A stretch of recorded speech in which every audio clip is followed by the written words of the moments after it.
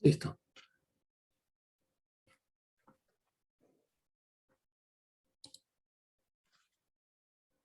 Muy buenas noches, sean bienvenidos todos los que estén ingresando a esta conexión. También damos la bienvenida a los que lo van a estar viendo en diferido.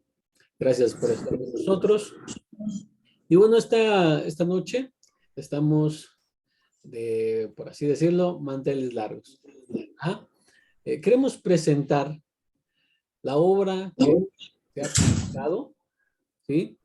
Y dar una introducción, dar el panorama general de la obra para que los alumnos de Rabbi Joshua puedan enterarse de las características que podrían obtener y se podrían beneficiar a través de la adquisición de este libro. ¿Sí? Bien, entonces, estimado profesor. Bueno, querido Rabino, para mí es un placer darle las buenas noches allá hasta la República de México, comentar a nuestros amados amigos y hermanos que van a ver el diferido, que están presentes, que estamos ante uno de los escritos más importantes en los estudiantes de El Mesías. Recordemos que todos los que estamos en esta sala de Zoom tenemos a Yeshua o Yehoshua Minarrat como nuestro santo Mesías, pero es importante, familia, conocer esos escritos llamados la Didaje, porque van a ser un testimonio muy importante de las primeras comunidades. Así como usted sabe, el judaísmo maneja lo que es la Mishnah, Pirkei Avot, el Tratado de los Padres, pues los primeros discípulos también tienen unos escritos muy similares, lo mismo que nuestro rabino Joel ha examinado, ha estudiado, no desde el punto de vista occidental, sino oriental, con enfoque al judaísmo del Segundo Templo, y nos va a estar un poco el Rab explicándonos el por qué es importante la Didaje, por qué es importante estudiarla, qué podemos nosotros sacar de la Didaje, cómo podemos recuperar las enseñanzas judías, que es lo que usted y yo queremos saber de un escrito que es muy importante. Entonces, querido Rab, le doy yo paso a su persona para que usted nos explique primeramente acerca de esta obra de la Didaje, ¿verdad? Cuáles son sus vínculos con el judaísmo de Yeshua y cómo nos permite recuperar esta hermosa obra, las enseñanzas judías de los primeros discípulos a la luz de los escritos. Así que adelante, Mira. Sí, bueno, entonces vamos a... Déjenme.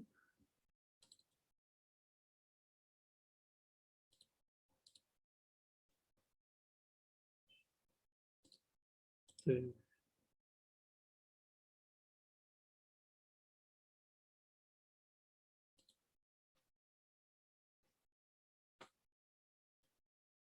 Bien, entonces me avisan cuando ya se pueda ver. Sí, se puede ver, Rabí. Adelante. Vamos a hacer la pantalla completa. Puede ver. Bien, excelente. Entonces, nuestro libro a abordar tiene el título Didaje. Por supuesto que no es el título hebreo. Este título, Didaje, es la primera palabra con la que inicia el tratado en la traducción al griego. Didaje, Didaje es la palabra enseñanza o instrucciones. Y bueno, este es el nombre por el cual es muy conocido. Por eso lo dejamos tal cual así sin añadirle el hebreo. Bueno, como subtítulo, las instrucciones de los emisarios. Ahorita vamos a ver qué emisarios son. Bien, entonces vamos a ver en esta ocasión qué es la Didaje, por qué estudiarla.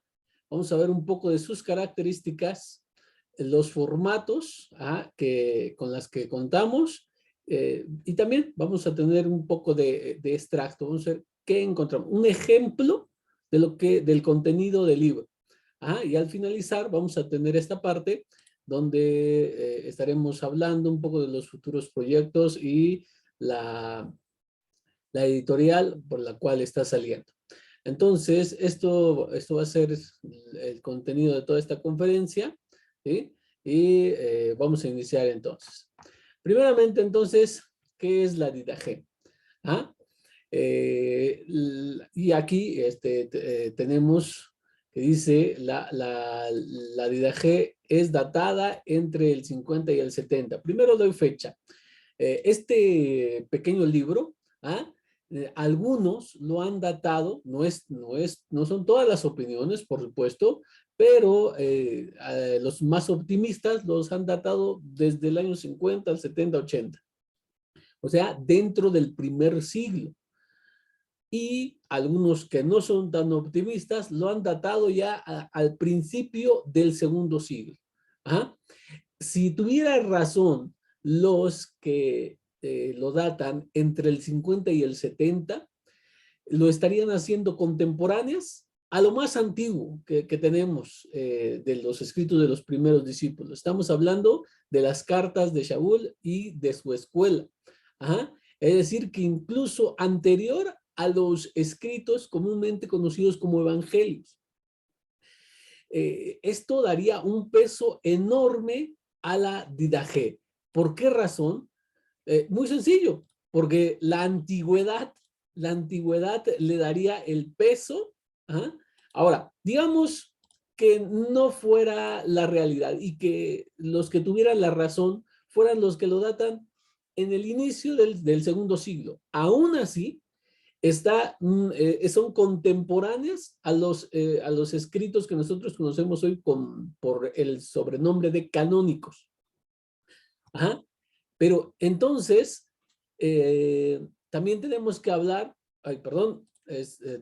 tenemos que hablar sobre la parte de dónde proviene. No sabemos quién es su autor, ¿ah? No sabemos en sí, pero sí podemos saber un poco de la comunidad que lo origina. Y esto es una comunidad judía tradicional.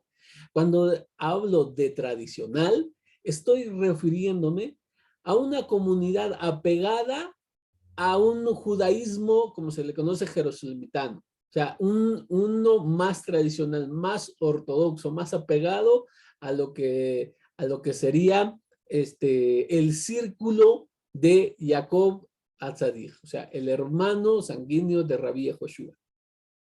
Esta comunidad tenía todo su judaísmo, pero lo hacía diferente una sola cosa, que identificaban a Rabí Yehoshua como el Mesías, ¿sí? O sea, como el Mashiach. Y esto le da también para nosotros una importancia muy, pero muy, como lo podemos decir, importante. La importancia es capital. ¿Por qué? Porque representa a un judaísmo distinto al que tenemos en los escritos llamados canónicos. Los escritos que hoy tenemos están o influenciados o son de la línea del pensamiento de Shaul, o sea, de la línea helenizada, o sea, más de este ambiente griego, y eso es lo que tenemos. Aunque se diga la carta de Simón Pedro o Simón Kefá, aún así que se le adjudique a alguien distinto, tiene la idea, o sea, es de la escuela de Shaul, o al menos de todo este círculo helenista. ¿Ah? Este no, este es un escrito que pertenece a otro círculo, es decir, a uno, como decía, más apegado a lo que es el judaísmo tradicional, lo que nosotros hoy llamaríamos ortodoxo. ¿Ah? Entonces, esto es algo importante que quiero destacar. Los académicos lo llaman a este documento judeocristiano. O sea, para ellos es un documento judeocristiano. El término judeocristiano, si ustedes recordarán, apenas fue acuñado en el siglo XIX y lo utilizan los académicos para designar a comunidades judías que identifican a Rabí Joshua como el Mesías. Para ellos es una transición que evidencia, según este pensar, una transición entre los judíos practicando un judaísmo a ser cristianos. Y eso es un error porque no había cristianismo, o sea, el cristianismo no. Pero bueno, el asunto es que los académicos le llaman un documento judeocristiano. Ajá. Pero nótese que al Nuevo Testamento, como ellos le llaman, lo que nosotros conocemos como el Kitat Talmidei Rishonim, los escritos de los primeros discípulos, ajá, en esos ellos lo conocen como cristianos, escritos cristianos. Entonces, hasta con la designación judeocristiana, que en lo personal me parece errada o al menos inexacta, ¿ah? Está más apegado al término judío, ¿no? A lo que es la tradición, por eso judeocristiana. Ahora, entonces, a pesar de que mucha gente ha llamado a los escritos de los primeros discípulos, los ha llamado la Mishnah Nazarena. No sé si lo han escuchado alguna vez, pero lo que son los evangelios, cartas de Shaul y todos, le llaman la Mishnah Nazarena, que no se parece nada a la Mishnah, porque la Mishnah contiene sus leyes, o sea, es legislación. Ajá. Este documento que nosotros que conocemos como el nombre de la Didaje es lo más cercano, lo más parecido a un código halágico o al menos a la Mishnah de los primeros discípulos. O sea, es lo más cercano que podemos tener. Y cuando ya te digo lo más cercano, debes tener en cuenta que en esta obra se abordan leyes. O sea, no son narraciones como en los evangelios que encuentras que tales eventos que se van hilando en una historia. Aquí se encuentran leyes para una comunidad.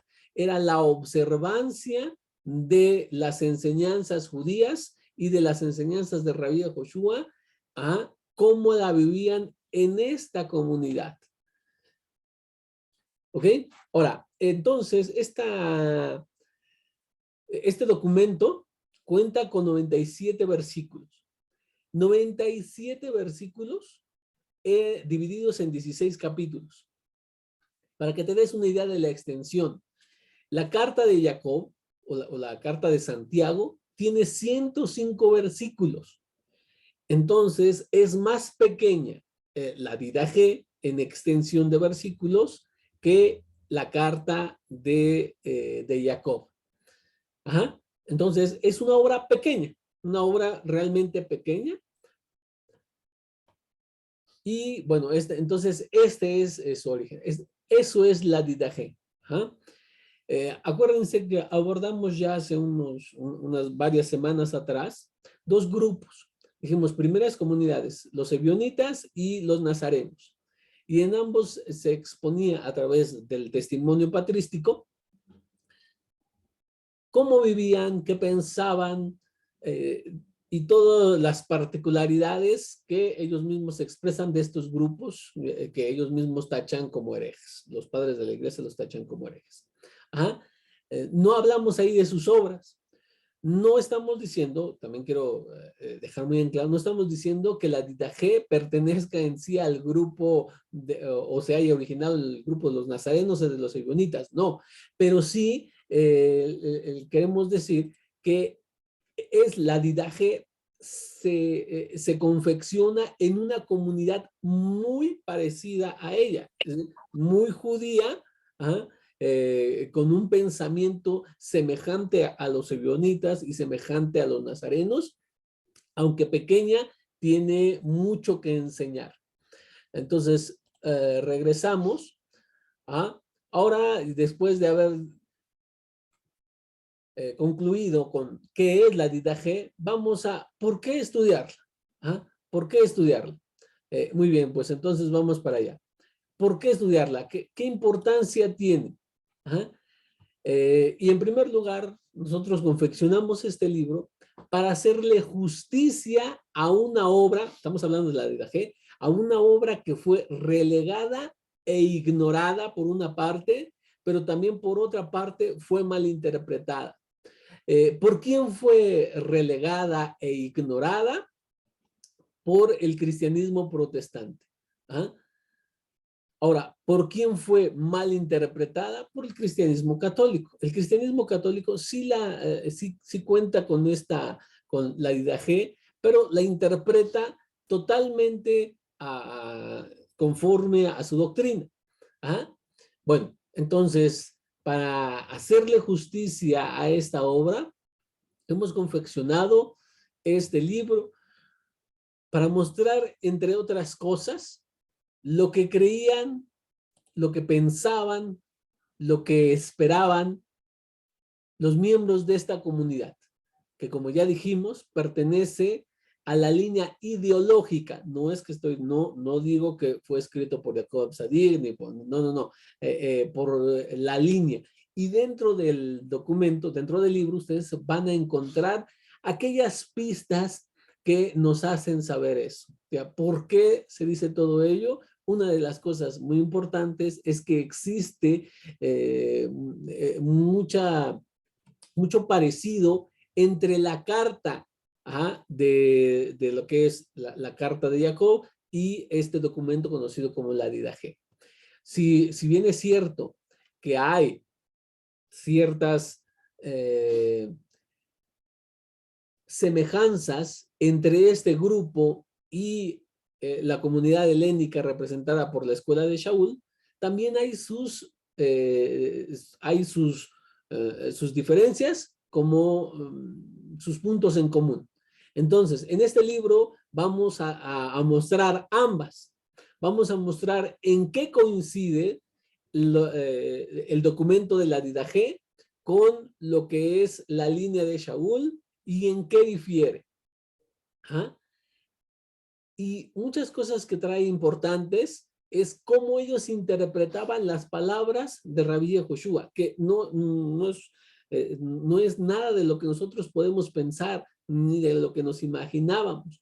Cómo aplican a su vida diaria, cómo aplican a su comunidad los pasajes que también nosotros hemos leído por mucho tiempo, pero de una manera muy distinta. Como por ejemplo, ¿cómo se prueba un profeta? En los escritos canónicos dice que prueben los espíritus, ¿ok? ¿Cómo se prueban los espíritus?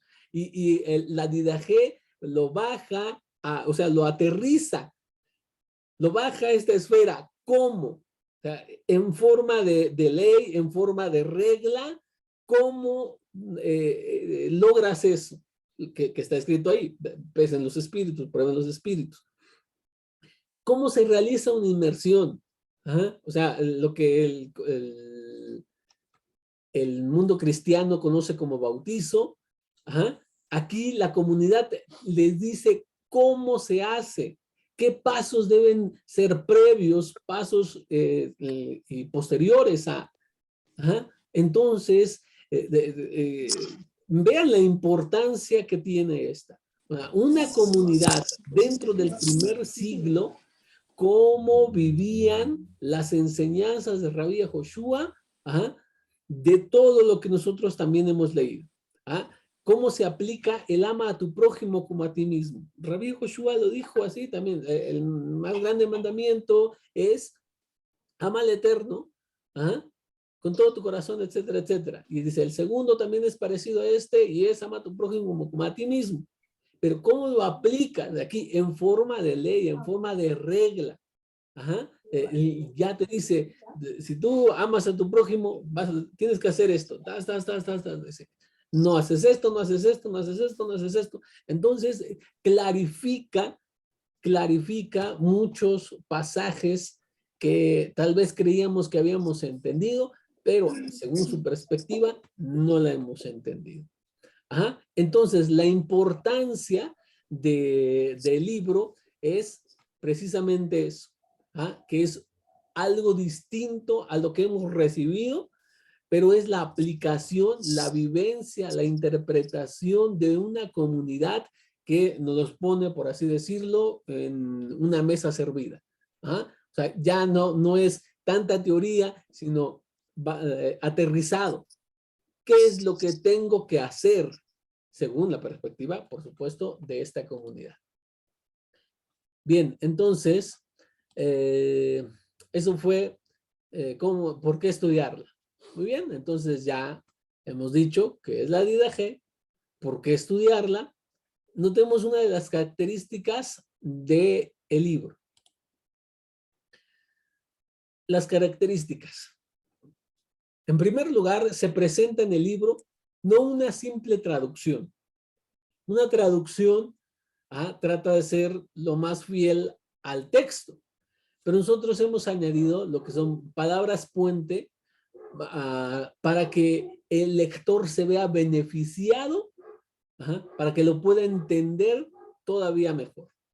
Desde palabras o frases que podrían resultar obscuras cuando un lector moderno esté justamente leyendo el documento. Entonces hemos añadido esas partes para un mejor entendimiento, repito, para un mejor entendimiento, como primera característica del libro. Segunda característica, se han utilizado las fuentes, por supuesto, el Tanaj, mal llamado Antiguo Testamento, el Keter, el mal llamado Nuevo Testamento, el Talmud, el Midrash y toda la literatura judía, que eso va a representar el judaísmo fariseo. También se ha añadido los deuterocanónicos, que estos van a representar un judaísmo helenizado, algo distinto a lo que es la línea de Shaul, pero sí es un judaísmo helenizado. También hemos añadido citas de los apócrifos y los documentos de Qumran, que representan otros tipos de judaísmo.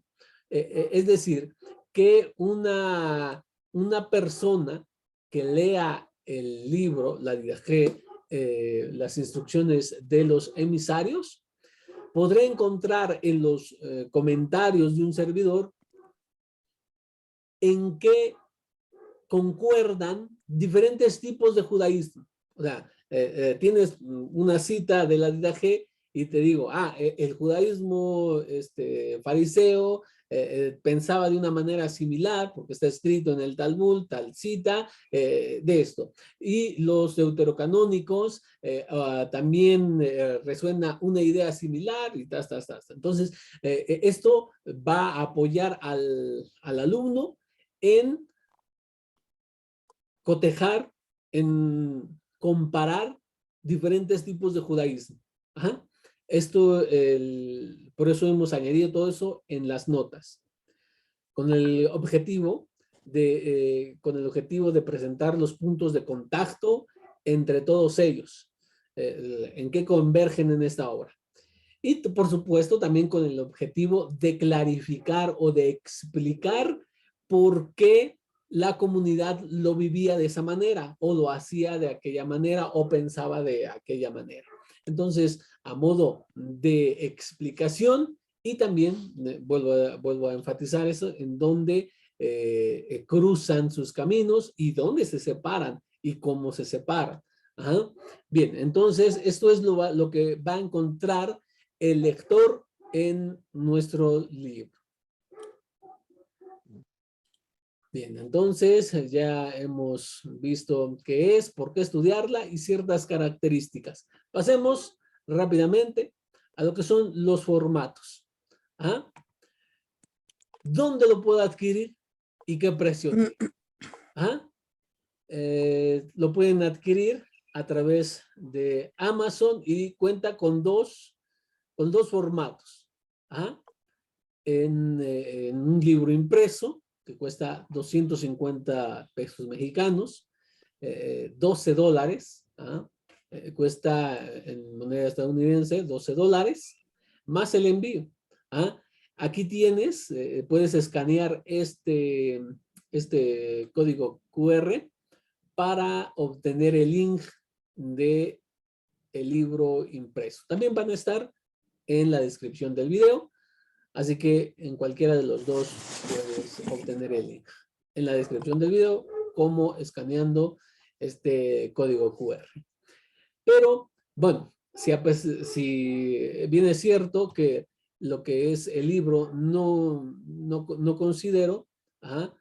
Bueno, dice aquí alguna persona, a Margarita nos dice, en Amazon el envío es gratis. Bueno, no para todos. Ajá.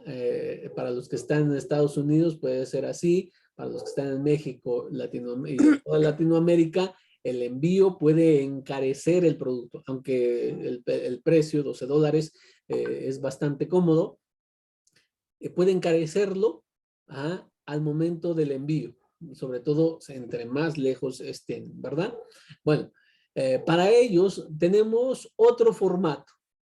Para los que viven en toda América Latina, si la impresión y el envío pues, lo va a encarecer, como dijimos. Entonces está este formato en ebook, que solo en Amazon Kindle solo cuesta $3. ¿Ah? En el formato ebook lo puedes obtener por solamente $3. Y escaneando este código puedes obtener el link, o bien, también, me repito, en la descripción del video vas a poder obtener ese link. Ahora, este ebook cuenta con varias ventajas que son dignas de destacar. Dentro del documento está todo hipervinculado. O sea, tenemos link y vamos a poner un ejemplo. Estamos en el capítulo 4, en el versículo 2 de la DIDAJ, y estás en el comentario número 1. Ahí pongo consultar o comparar con DIDAJ 1.1, por ejemplo. Solamente como ejemplo. Le das clic y te envía inmediatamente a lo que es el comentario en ese versículo. Y está totalmente hipervinculado. Entonces vas a encontrar mucha ventaja para los que gustan también de leerlo con las ventajas de la tecnología. Bueno, el ebook es entonces tu mejor opción. Para los que no, y tenemos problemas, por ejemplo, como yo, de visión, entonces es más cómodo para nosotros un libro en papel, que también es preferible para muchos. Entonces, ahí están las dos opciones por las cuales uno puede adquirir, y todos en la misma plataforma, una plataforma muy confiable. Y bueno, esa es. Tenemos... Bueno, ya hemos recorrido las primeras partes de hasta los formatos. Vamos un poco a un extracto. Bien, voy a comentar, vamos a comentar aquí tantito, lo que está escrito en el documento, el capítulo 10, el versículo 7. O sea, DIDAJ 17. Dice así ese versículo. Respecto al aceite de la unción, darán gracias de esta manera. Te damos gracias, nuestro Padre, por el óleo de la unción que tú nos manifestaste por Yahushua, tu siervo. Ahí sí, yo he puesto el hebreo nada más.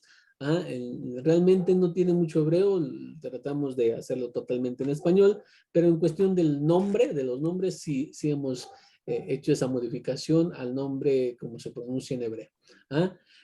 Por Yahushua, tu siervo, a ti sea la gloria por los siglos de los siglos.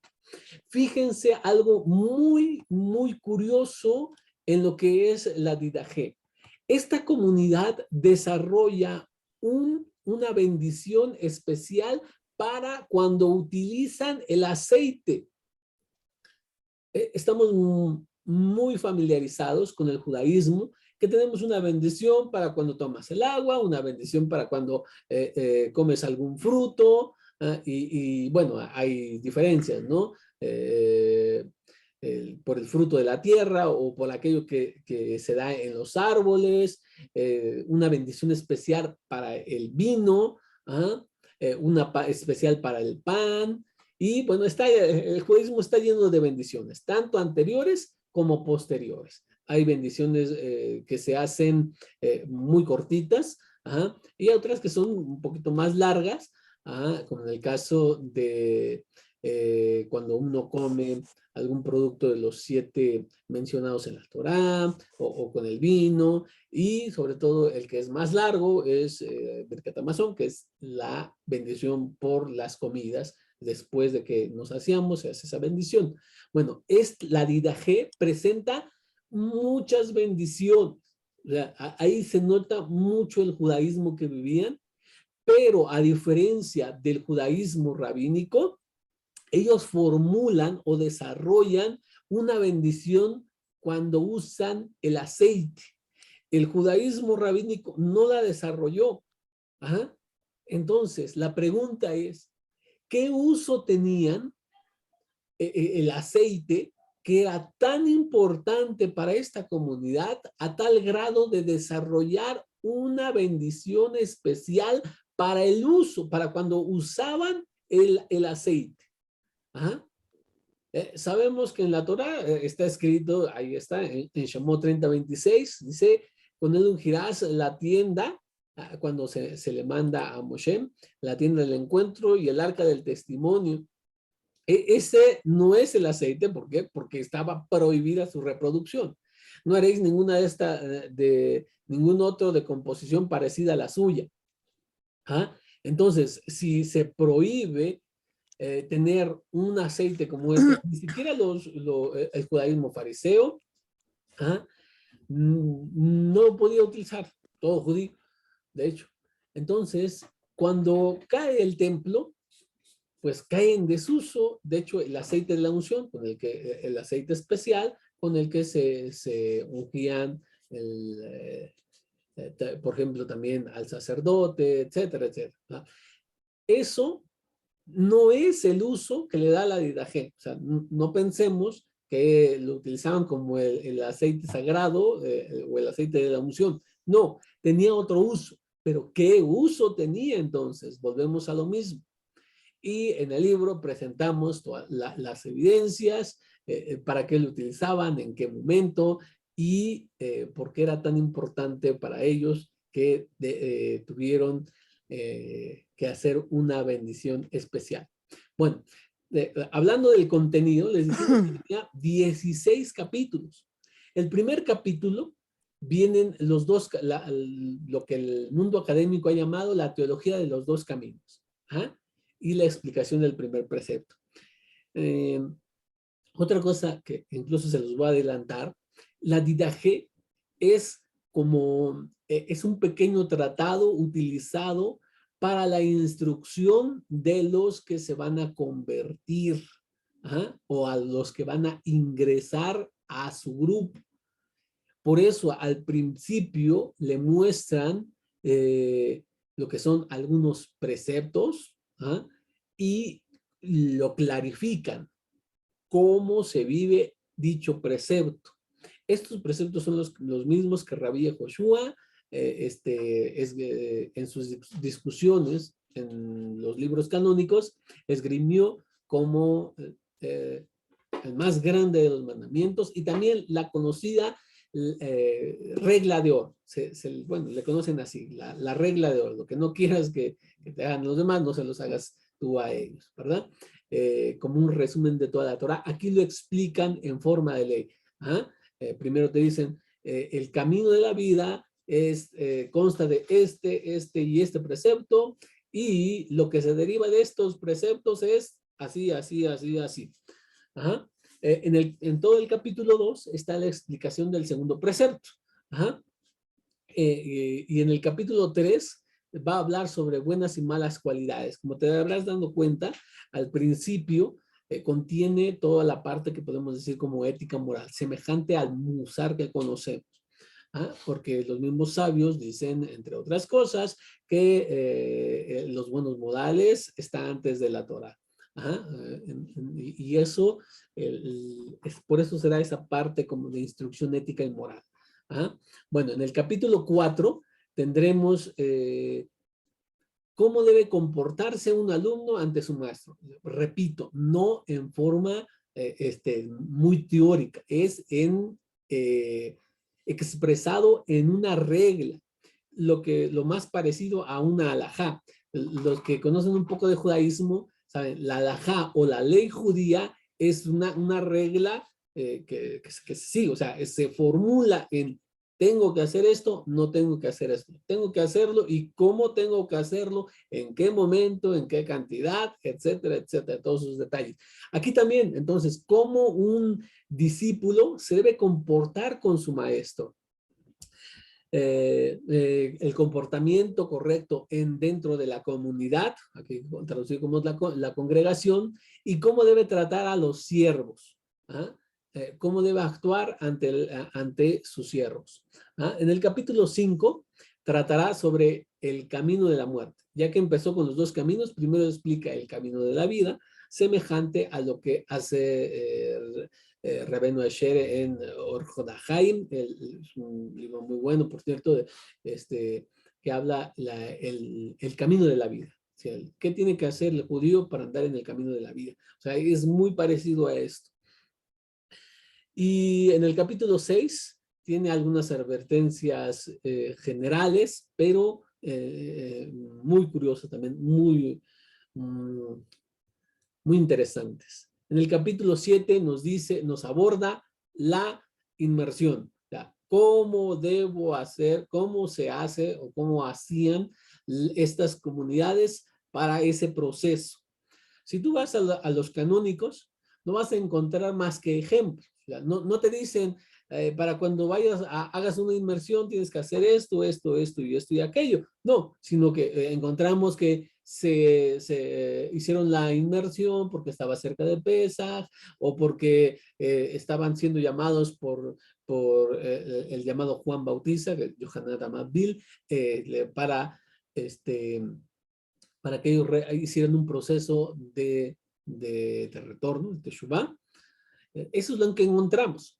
¿Ah? Pero nunca te dice cuánta agua tienes que usar, si no tienes esa cantidad de agua, si vives, sabemos que se puede hacer en un río, ¿no? Porque en los escritos está así, que lo hacían, por ejemplo, Yohanan lo hacía en el río Jordán, pero te dice, y si no está cerca, ¿qué pasa? Este documento lo resuelve, está todas las reglas que esta comunidad dentro del primer siglo ya nos dejó como un legado. O sea, te dejó todo servido para que tú puedas consultarlo ahí. ¿Ah? Todo en forma de regla. Y una de las cuestiones aquí, por ejemplo, es que pide ayuno. Dice que el que va a hacer una inmersión debe ayunar 2 días previos. O sea, no el día en que hace la inmersión, sino dice 2 días previos, nomás, vas a ayunar un día. ¿Ah? Y entre muchas otras cosas. Entonces, vean el contenido que puede ser muy interesante para ti en este libro de la LDG. En el capítulo 8 va a abordar acerca de la oración y del ayuno.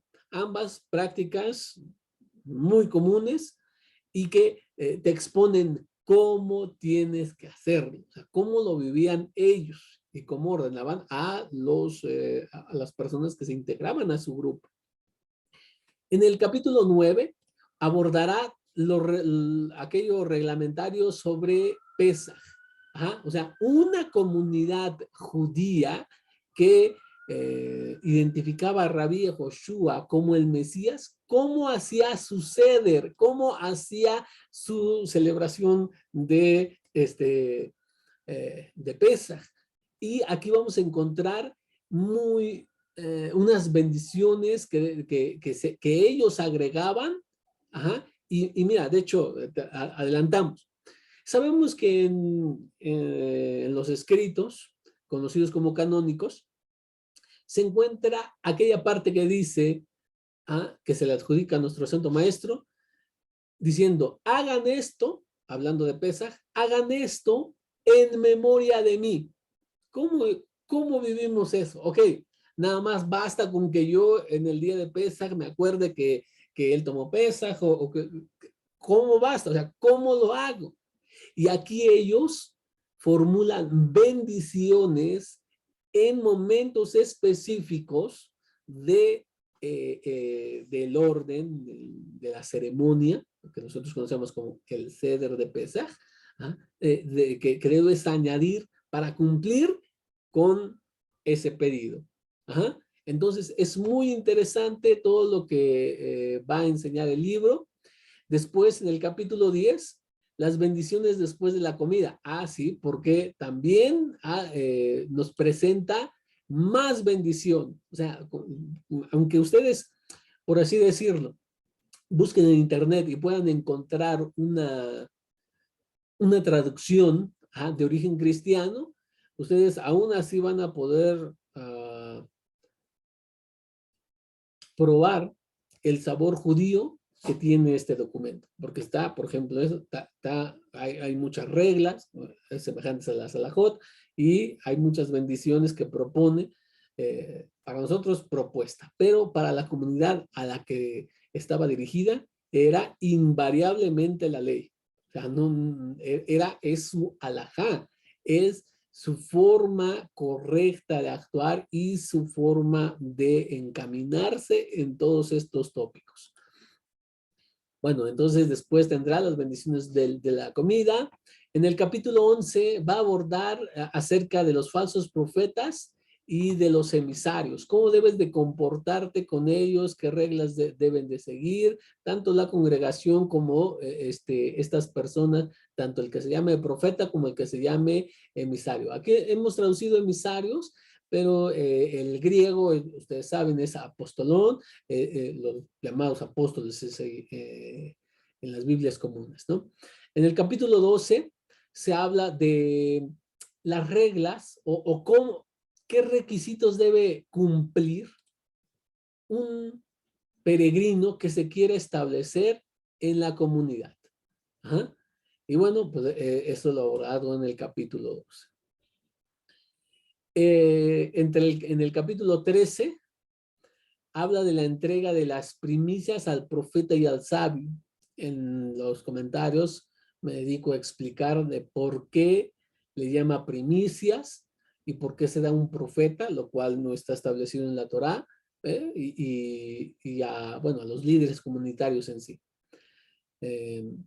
Luego tendremos sobre la comida en el día más importante para el judío, el día de Shabbat, unas reglas referentes a ese momento. Y en el capítulo 15 abordará sobre los líderes comunitarios. Un dato importante que quiero destacar aquí es que no están los ancianos. Estamos muy acostumbrados que en otros documentos, por ejemplo, las cartas de Shaul, en Hechos de los Apóstoles, ahí se encuentran los sekenim, los ancianos. ¿Sí? Dice, y los ancianos de la congregación, etcétera, etcétera. Como unos líderes comunitarios. Aquí no se encuentra. Entonces, ¿cuáles hay? ¿Cuáles existen? Ya a leer esto, pues sabemos, ¿no? Hay profetas y hay emisarios, o sea, profetas y llamados apóstoles. ¿Cuáles más? O sea, existen más, pero ¿cuáles son? Aquí lo aborda y cuál era la estructura que tenían para el liderazgo. Y en el capítulo 16 y último de este libro abordarán un pequeño apocalipsis. Se abordará un pequeño apocalipsis y bueno, nos dedicamos a comparar la esperanza que tenían los primeros discípulos de las comunidades helenizadas como las de Shaul, la de los fariseos, al menos representadas por la Mishnah y otras obras, y de este documento, cuáles son los puntos en que convergen y también en los cuales se separan. Y ese es entonces el contenido de... Ahí está. Bueno, entonces hemos tratado esta parte, características, formatos, extractos, y vamos con la última. Tarda para El secar. proyecto salió.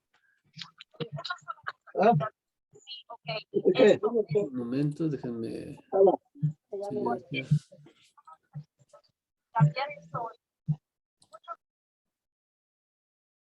Ok, entonces, este libro ha salido de la mano de Editorial Melach Haaretz. Literalmente significa la sal de la tierra. Ajá.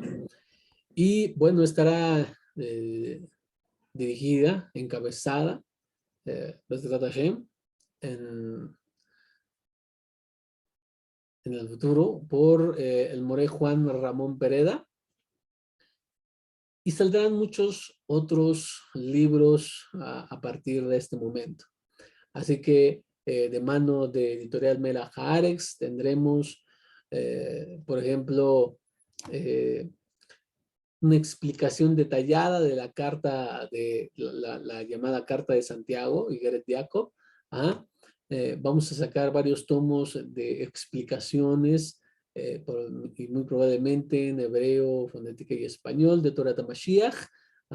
También tenemos un Tikkun de Shavuot, de cómo lo observan nuestras comunidades, la Haggadah de Pesach, pero con todo lo que extraemos de este libro precisamente, de la Didaje. Recuerdan que en este documento, la Didaje, está algunas reglas, bendiciones y cómo lo vivían esa comunidad del primer siglo. Bueno, lo hemos adaptado a una Haggadah, o sea, se va a llevar también esa parte. No es como cualquier otra Haggadah que puedes comprar en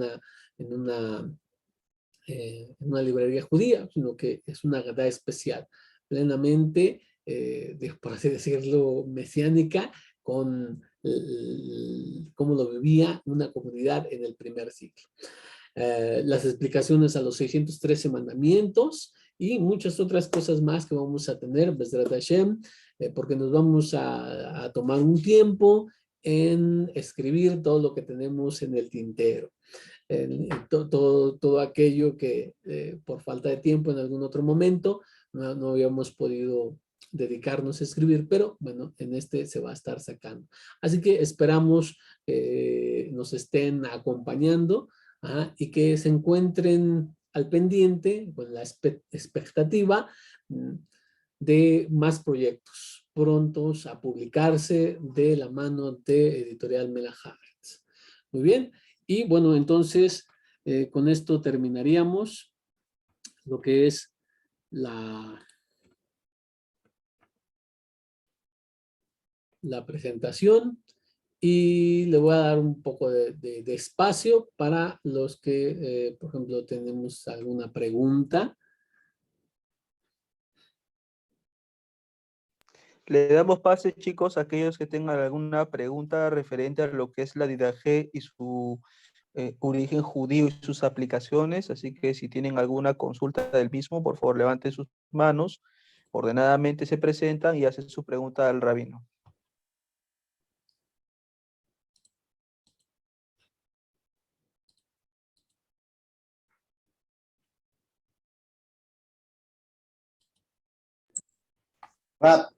¿Sí me escuchó? Sí, sí. Está muy bonita noche. Pregunta, estaba viendo ahorita la parte de mencionado usted dentro del libro bueno, de la Didaje, supongamos del Shemesh, que es el aceite, si no me equivoco. Mi pregunta es, dice ahí precisamente que no se podía como imitar o se podía como que duplicar ese tipo de aceite. Entonces, como, bueno, que puso ahí en el ejemplo.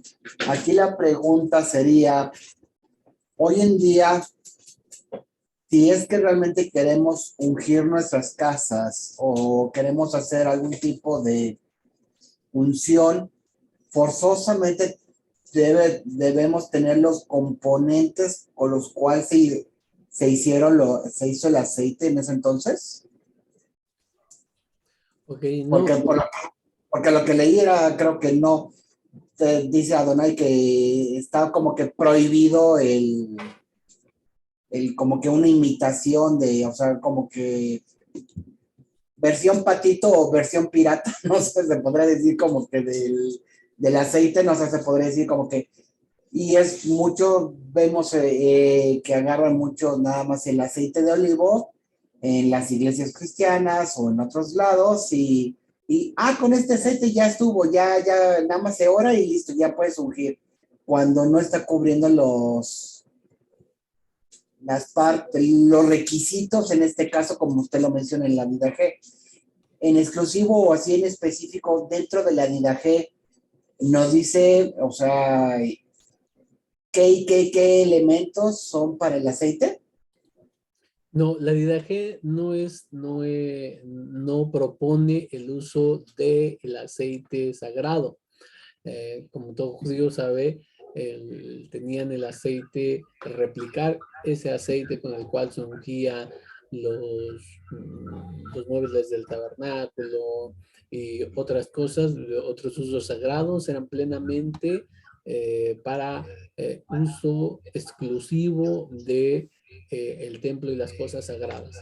Lo que hace la Didache es desarrollar una bendición, pero para cuando se unge con aceite, simplemente de olivo, a una persona que está enferma. Eso es lo que hace la Didache. O sea, no es el aceite sagrado, no es para ungir casas y no es en ninguna manera preparado ni cerca ni de ser similar a lo que es el aceite sagrado del cual habla en la Torá.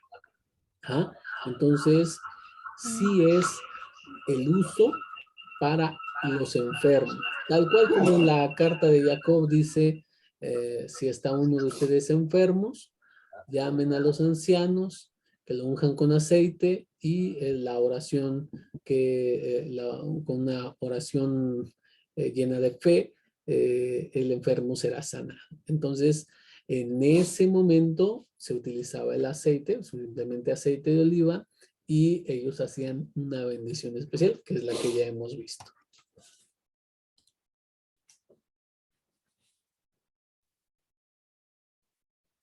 Aquí tenemos un comentario, dice, me parece un material excelente y espero pronto tener mi propio ejemplar en físico. Es una fuente de estudio de gran conocimiento. Eso es lo que esperamos, que sea útil para todos los alumnos y que puedan encontrar en él algunas cosas que desconocen y que sea útil no solamente para su observancia, sino para el estudio comparativo con otras fuentes. Entonces, bueno, creo que no habría más preguntas, ¿o sí? ¿Alguien? Ya está, ya está disponible en Kindle ya para poderlo descargar. Sí, en este momento ya está disponible en los dos formatos. Ya pueden adquirirlos en cualquiera de estos.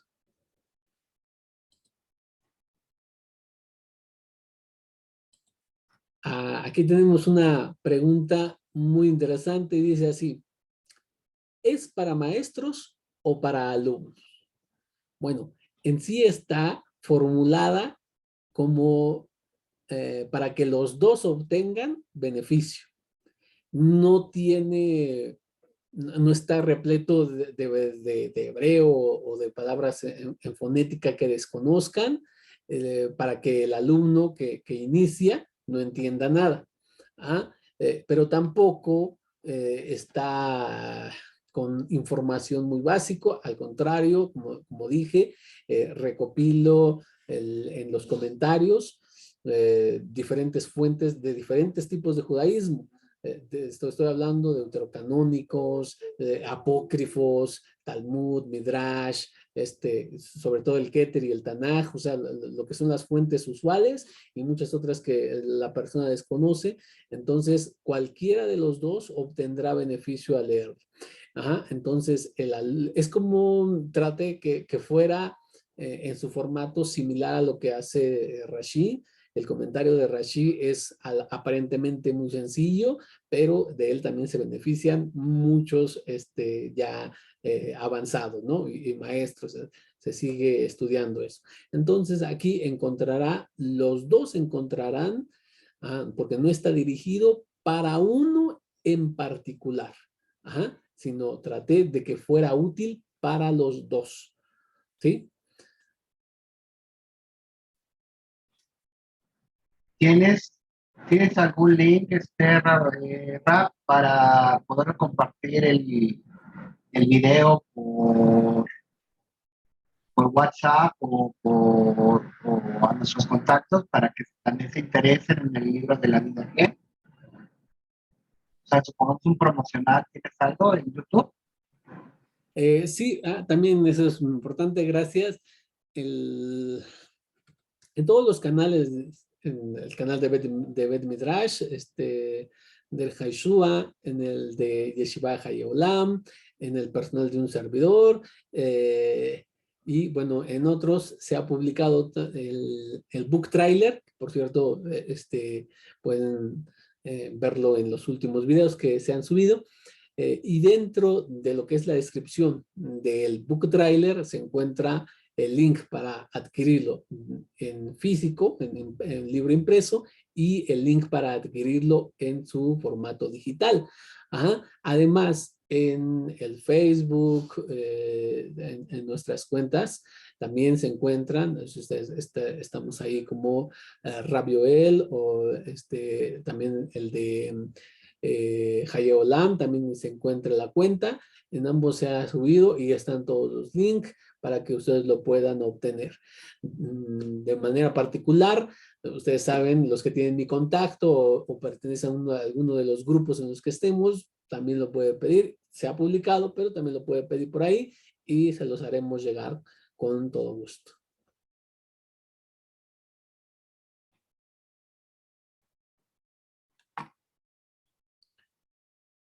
Bueno, entonces creo que serían todas las preguntas, ¿verdad? ¿Se lo puedo encargar, Rap? Yo sí le puedo encargar el link para poderlo compartir. Sí, claro que sí. Yo se lo estoy haciendo llegar, claro que sí. Bien, entonces, muchísimas gracias. Aquí tenemos otra pregunta. Nos dicen, ¿es un solo tomo o son varios? No, es solamente un tomo. El libro impreso cuenta con 271 páginas. Y nada más lo tenemos en 2 formatos, pero es el mismo contenido. Nada más que uno está en su formato digital, lleno de hipervínculos, que además ahí los mando a clases que hemos dado en los canales de YouTube. Está alojado ahí esa clase, bueno, los hemos enviado para allá también los links. Pero es el mismo contenido. Cualquiera de los dos que adquieran podrán obtener la misma información. Después escriba por favor. Aquí nos dicen también que si podemos escribir o poner los links de las cuentas de YouTube.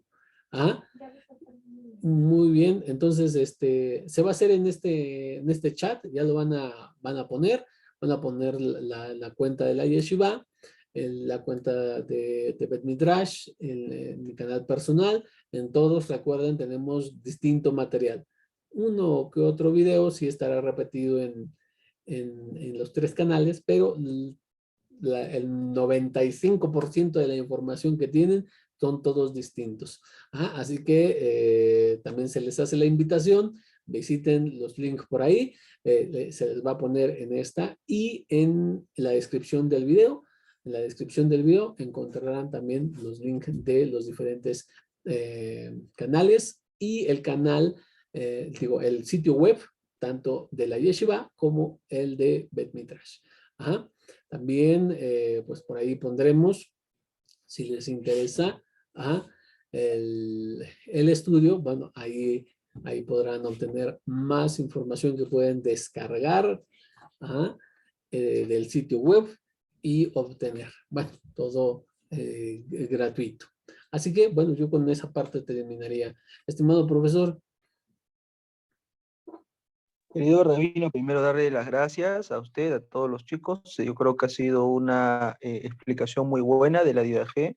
Usted nos ha dado las razones de por qué las personas sí podrían adquirir el libro en versión Kindle. Ya sabemos pues que hay hermanos que están en Chile, en Ecuador, en Colombia, y que de repente un envío físico incluiría costo de transporte, ¿no? Y eso haría que el producto sea muy caro, ¿no? En este caso, al usted facilitar la versión Kindle, las personas pueden revisarlo directamente, hacer sus notas y pues sacarle el máximo provecho, ¿no? Personalmente creo que ha sido una gran presentación del libro y las personas ya saben las razones por las cuales sí deberían comprarlo.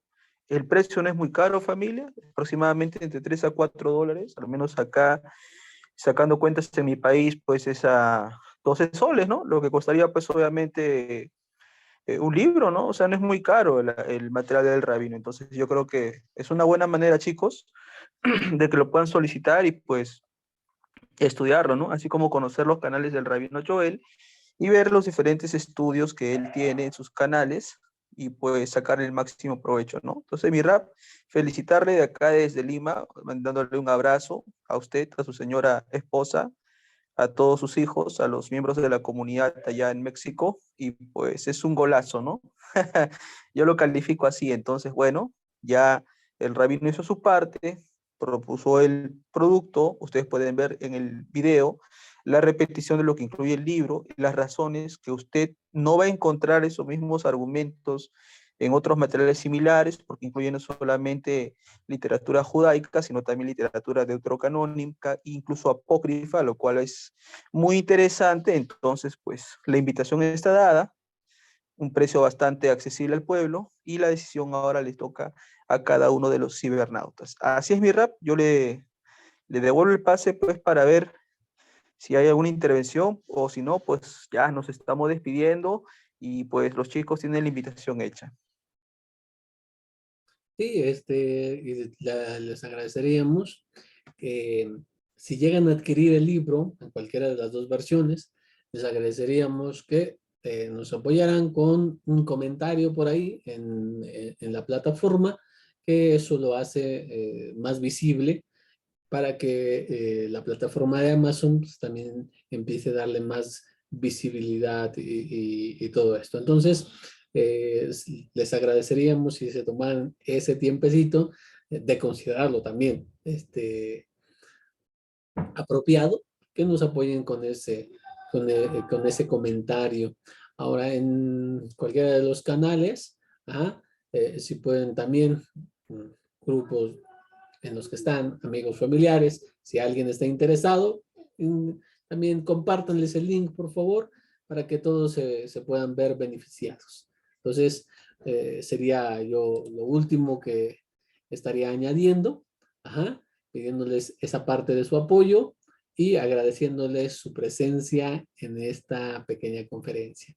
Muchísimas gracias por habernos abierto su hogar, dejarnos entrar, al menos virtualmente, pero nos han brindado de su valioso tiempo, entonces muy agradecido. Estimado More, muchas gracias también, le agradezco.